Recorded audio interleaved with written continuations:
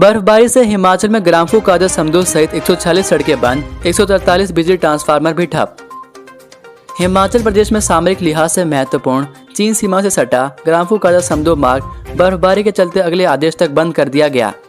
प्रशासन ने इस मार्ग को बंद करने के आदेश जारी किए ताकि कोई भी पर्यटक या अन्य वाहन इस मार्ग की ओर न जा सके। मंगलवार को हालांकि मौसम खुल गया, लेकिन गत दिन हुई बर्फबारी के चलते प्रदेश में अभी भी 146 सड़कें बंद है और 143 बिजली के ट्रांसफार्मर भी ठप पड़े हैं। जलोड़ी दर्रा और मनाली लेह मार्ग केलांग तक वाहनों के लिए बहाल हो गया है, लेकिन दोनों मार्गों पर दोपहर के समय ही वाहन जा सकेंगे। चंबा के पांगी और कुल्लू की खराहल घाटी में ब्लैकआउट होने से जनजीवन प्रभावित हो गया है। मौसम विज्ञान केंद्र शिमला ने बुधवार और वीरवार को मौसम साफ बना रहने की संभावना जताई है। 18 नवंबर को भी मौसम मिला जुला बना रहेगा, लेकिन 19 नवंबर को कुछ क्षेत्रों में बारिश बर्फबारी के आसार हैं। बहुचर्चित श्रद्धा वाकर हत्याकांड से जुड़ गया हिमाचल का नाम। दिल्ली में मुंबई के 26 वर्षीय श्रद्धा वाकर हत्याकांड में हिमाचल का नाम भी जुड़ गया है। दिल्ली आने से पहले आफ्ताब श्रद्धा को लेकर हिमाचल प्रदेश गया था। यहीं पर आफ्ताब की बद्री नाम के शख्स से मुलाकात हुई थी। बद्री छतरपुर का रहने वाला था और उसके कहने पर ही वे वहां रहने लगे थे। दिल्ली पुलिस अब बद्री की तलाश में जुट गई है। श्रद्धा हत्याकांड में बद्री कई दबे राज खोल सकता है। याद रहे कि 20 मई को आफ्ताब ने श्रद्धा के शरीर को 35 टुकड़ों में काटा और फ्रिज में रख दिए। आफ्ताब ने श्रद्धा और अपने खून से सने कपड़े को कूड़ा उठाने वाली गाड़ी में डाल दिए थे ताकि हत्या का कोई सुराग ना बचे। पुलिस के मुताबिक 18 मई को आफ्ताब और श्रद्धा का किसी बात को लेकर झगड़ा हुआ। इसके बाद आफ्ताब ने श्रद्धा की गला घोंटकर हत्या कर दी थी।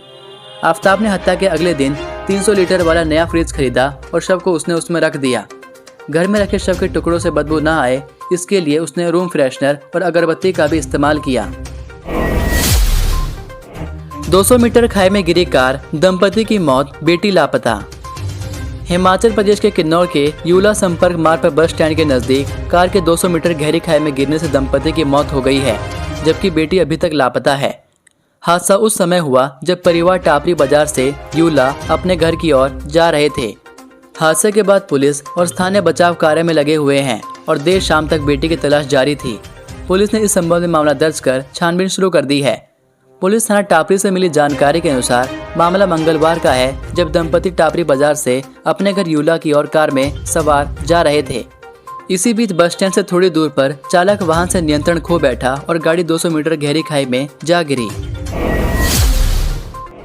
हिमाचल के इस गांव में हुआ 112% मतदान, जाने पूरा मामला। हिमाचल प्रदेश में 9000 फीट की ऊंचाई पर स्थित किन्नौर विधानसभा क्षेत्र के का मतदान केंद्र में इस बार 112.5% मतदान दर्ज किया गया है, जो 100% मतदान से 12.5% अधिक है। इस मतदान केंद्र में 18 मतदाताओं ने अपने मत का इस्तेमाल किया। जनजातीय जिला किन्नौर जिला निर्वाचन अधिकारी आबिद हुसैन सादिक ने कहा कि इस मतदान केंद्र में कुल 16 मतदाता हैं। इनमें 11 महिलाएं और 5 पुरुष शामिल हैं। मतदान केंद्र में 9 महिलाओं और 5 पुरुषों ने अपने मताधिकार का इस्तेमाल किया। इसके अलावा मतदान केंद्र पर नियुक्त 4 मतदान कर्मियों ने इलेक्शन ड्यूटी सर्टिफिकेट के माध्यम से मतदान किया है। इस कारण मतदान 112.5% दर्ज हुआ। कांग्रेस के पक्ष में वोट डालने की अपील करने वाले 5 कर्मियों पर होगी कार्रवाई। हिमाचल प्रदेश विधानसभा चुनाव में कांग्रेस के पक्ष में वोट डालने की अपील करने वाले 5 कर्मचारियों पर कार्रवाई होगी। इस मामले में उच्च अधिकारियों के पास नोटिस का जो जवाब दिया है वह संतोषजनक नहीं पाया गया है। इसके बारे में निर्वाचन आयोग को भी अवगत करवाया गया है। संबंधित विभाग अब इन कर्मचारियों के खिलाफ सरकारी सेवा नियमों के अनुसार कार्रवाई करेगा। उल्लेखनीय है कि विधानसभा चुनाव के लिए मतदान से कुछ दिन पहले इन कर्मचारियों ने सोशल मीडिया में पोस्ट डालकर पुरानी पेंशन बहाली को लेकर कांग्रेस के पक्ष में वोट डालने की अपील की थी। इस अपील को कई कर्मचारियों ने आगे सोशल मीडिया में अन्य मित्रों को भेजा था। भाजपा ने चुनाव आयोग के पास लिखित शिकायत पर कहा कि इन सरकारी कर्मचारियों ने कांग्रेस के पक्ष में वोट डालने की अपील करके चुनाव आचार संहिता का उल्लंघन किया है। भाजपा के पूर्व मंत्री का ऑडियो वायरल, बोले पार्टी ने पैसे वाले को दिया टिकट। भाजपा के एक पूर्व मंत्री का एक ऑडियो वायरल हो रहा है। करीब 1 मिनट के इस ऑडियो में आवाज एक पूर्व मंत्री की बताई जा रही है, जो टिकट न मिलने पर फोन पर कार्यकर्ता से बात कर रहे हैं।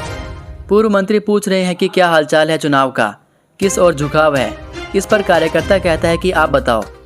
पूर्व मंत्री कह रहे हैं कि भारतीय जनता पार्टी ने हमसे बड़ी ज्यादती की, एक पुराने आदमी को दरकिनार कर दिया और एक नए आदमी को जो पैसे वाला है उसे टिकट दे दिया। इसका बदला चुकाओ। कार्यकर्ता बोलता है कि आपको भी तो पार्टी ने टॉप पर रखा है, आप तो हमारे मंत्री रहे। तभी पूर्व मंत्री कहते हैं कि अपने बलबूते पर रहे थे, किसी के एहसान पर नहीं रहे थे, तभी तो हमें बाहर किया। इतने में फोन कट हो गया। उधर इस ऑडियो को लेकर भाजपा के पदाधिकारियों ने कोई भी टिप्पणी करने से मना कर दिया है। वहीं पूर्व मंत्री के साथ भी संपर्क नहीं हुआ, उनका फोन स्विच ऑफ आया। उधर धर्मपुर में ईवीएम में गड़बड़ी की आशंका को देखते हुए कांग्रेसी स्ट्रांग रूम के बाहर 8 दिसंबर तक 24 घंटे पहरा देंगे। इसके लिए कांग्रेसियों ने मंगलवार शाम को तंबू लगा दिया है। बद्दी से चंडीगढ़ के लिए रेल ट्रैक बनाने का कार्य शुरू, 300 से अधिक किसानों की आएगी जमीन। हिमाचल प्रदेश के बद्दी चंडीगढ़ रेल लाइन के लिए ट्रैक बनाने का कार्य बद्दी क्षेत्र में शुरू हो गया है। रेलवे बोर्ड से टेंडर अवार्ड होने के बाद निर्माण ठेकेदार ने जमीन को समतल कर ट्रैक बनाने के लिए मजदूर लगा दिए हैं। जमीन समतल होने के बाद ट्रैक के लिए पत्थर भरान का कार्य होगा। करीब 1500 करोड़ रुपए की लागत से चंडीगढ़ से बद्दी तक 30.295 किलोमीटर लंबी यह रेल लाइन बननी है।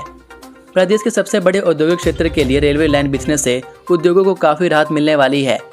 हिमाचल में 3.5 किलोमीटर ट्रैक बिछाया जाना है, जिसमें 9 गांवों के 300 से अधिक किसानों की जमीन रेलवे लाइन के बीच में आई है। विभाग ने रेलवे लाइन के बीच आने वाली जमीन की निशानदेही कर उसका अधिग्रहण कर लिया है। अधिकांश लोगों को जमीन का पैसा भी मिल चुका है। 8 साल बाद किसी वेटलिफ्टर को अर्जुन अवार्ड, विकास ठाकुर के घर में जश्न। हिमाचल प्रदेश के हमीरपुर जिले के पटनौन के रहने वाले वेटलिफ्टर विकास ठाकुर का चयन अर्जुन अवार्ड के लिए होने से प्रशंसकों में खुशी है। राष्ट्रपति द्रौपदी मुर्मू उन्हें 30 नवंबर को दिल्ली में होने वाले समारोह में अर्जुन अवार्ड से सम्मानित करेंगी। अर्जुन अवार्ड के लिए देश के कुल 25 नामी खिलाड़ियों का चयन किया गया है, जिसमें वेटलिफ्टिंग में अर्जुन अवार्ड हासिल करने वालों में विकास ठाकुर देश के एकमात्र खिलाड़ी हैं। करीब 8 साल के बाद वेटलिफ्टिंग में अर्जुन अवार्ड मिल रहा है। इससे पूर्व वर्ष 2014 में तमिलनाडु के वेटलिफ्टर सतीश कुमार को अर्जुन अवार्ड मिला था। विकास ठाकुर का चयन इस अवार्ड के लिए होने से हमीरपुर में उनके पैतृक घर में जश्न जैसा माहौल है। वेटलिफ्टर विकास ठाकुर ने अगस्त में बर्मिंघम में राष्ट्रमंडल खेलों में भारत को रजत पदक दिलाया था। पेड़ के नीचे औंधे मुंह गिरा मिला लापता अमेरिकी नागरिक का शव। ट्रैकिंग के दौरान एक सप्ताह पहले लापता हुए अमेरिकी नागरिक का शव मंगलवार को बरामद किया गया। शव एक पेड़ के नीचे औंधे मुंह गिरा मिला। मैक्समिलियन लॉरेंस 7 नवंबर को मैक्लोडगंज के नड्डी गांव के पास गुणा माता की ओर ट्रैकिंग पर निकला था। इस दौरान वह अपने एक दोस्त के साथ व्हाट्सएप के माध्यम से संपर्क में था, लेकिन उसने 8 नवंबर को सूचना दी कि वह रास्ता भटक गया है। इसके बाद जिला प्रशासन ने लॉरेंस को ढूंढने के लिए टीमें गठित की। मंगलवार को अंतिम शेयर लोकेशन से करीब 300 मीटर दूर बल्ला गांव से थोड़ा ऊपर लगते जंगल से शव बरामद हुआ।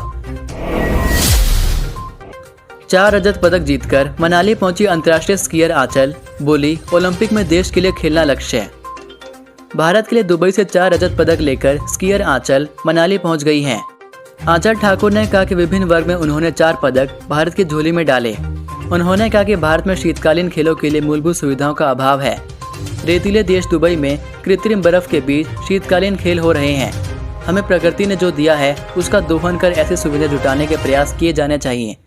आंचल ठाकुर ने कहा कि मूलभूत सुविधा न मिलने के कारण भारतीय खिलाड़ी आगे नहीं बढ़ पा रहे हैं। भारत के पास बेहतरीन स्की स्लोप है।